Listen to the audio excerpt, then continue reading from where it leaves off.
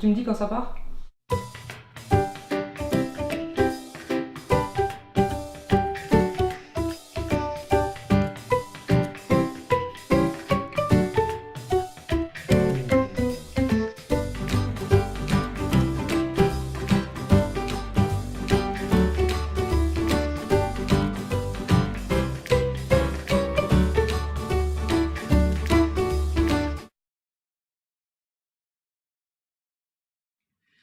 Bonjour à tous, bienvenue dans cette nouvelle vidéo consacrée à la mythologie grecque avec le Collège latin et Madame la Chouette. Je vais vous parler donc aujourd'hui d'un très joli livre, très intéressant, Mythologie grecque, dieux et héros, guerre de Troie et Odyssée, qui est publié par des Grecs, mais traduit en français, rassurez-vous, sous la houlette d'une archéologue, Katerina Servi. Alors ce livre est déjà très joliment illustré. Je précise tout de suite, il s'adresse aux grands adolescents plutôt qu'aux petits, parce qu'il est très complet et la mythologie est un monde très complexe. Je n'en dirai pas plus. Donc il est illustré à partir des plus belles œuvres de nos grands musées européens, que cela vienne de Londres, de Munich, de Berlin, de Paris, d'Athènes bien sûr, et beaucoup illustré donc à partir de vases, ces peintures de vases sur lesquelles on s'extasie toujours, mais qui sont un petit peu compliquées à lire quand on n'en a pas la clé. Je vais vous présenter aujourd'hui une déesse et des aventures. Une déesse d'abord qui est Héra. Alors Héra, on n'en parle pas toujours beaucoup et pourtant, Héra c'est la première dame de l'Olympe. La première dame dans la mesure où elle est l'épouse de Zeus. Elle était très respectée en Grèce, elle est très belle bien sûr, et cette grande dame de l'Olympe protégeait le mariage et les femmes, qu'elles soient célibataires, mariées ou veuves. Elle protégeait ceux qui la vénéraient, mais elle était dure et vindicative avec ceux qui ne la considéraient pas ou qui étaient injustes envers les personnes faibles et sans défense. Donc c'est quelqu'un qui est parfois représenté comme acariâtre, ce qu'elle n'est pas. Héra est une grande dame, mais elle tient à tenir sa place d'épouse de Zeus, ce qui n'est tout de même pas rien. Donc, elle est quelquefois jalouse, bien sûr, elle est quelquefois bagarreuse aussi, mais sa grande qualité, c'est tout de même d'être la plus féminine des déesses. Féminine dans la mesure où elle protège donc les femmes, qu'elles aient des enfants ou non, et elle n'est pas tout à fait comparable donc à Aphrodite, qui est la déesse de l'amour, ni à Déméter, qui est celle de la fécondité. Elle est la déesse très respectée, souveraine de l'Olympe. Et donc, elle va intervenir très souvent dans les bagarres, dans les histoires de héros, où elle va soutenir les uns contre les autres, et elle va notamment être la souveraine d'Héraclès. Héraclès, avec le nom de Héra, donc, Héraclès, le grand héros aux travaux, 12 travaux, non pas innombrables, mais très nombreux. Et je vais donc vous lire un petit extrait de ce livre qui concerne les pommes d'or des Hespérides. En effet, le lien de Héra avec les Hespérides est celui-ci. Lors du mariage d'Héra avec Zeus, Gaïa la mère Terre, avait offert à la mariée de magnifiques pommes d'or, symbole de jeunesse éternelle et d'immortalité. Ravie de ce cadeau, Héra ordonna de planter les graines dans le jardin des Hespérides.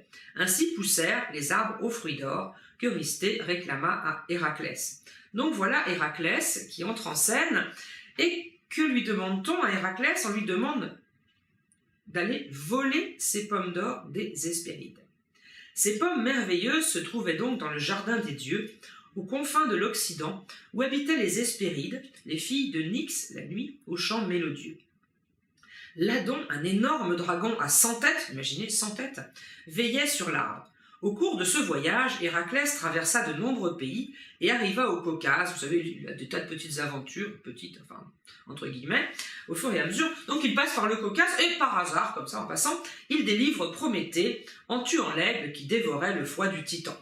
Reconnaissant, ce dernier lui conseilla de demander l'aide de son frère Atlas qui portait le ciel sur ses épaules et qui se trouvait à côté du jardin des Hespérides.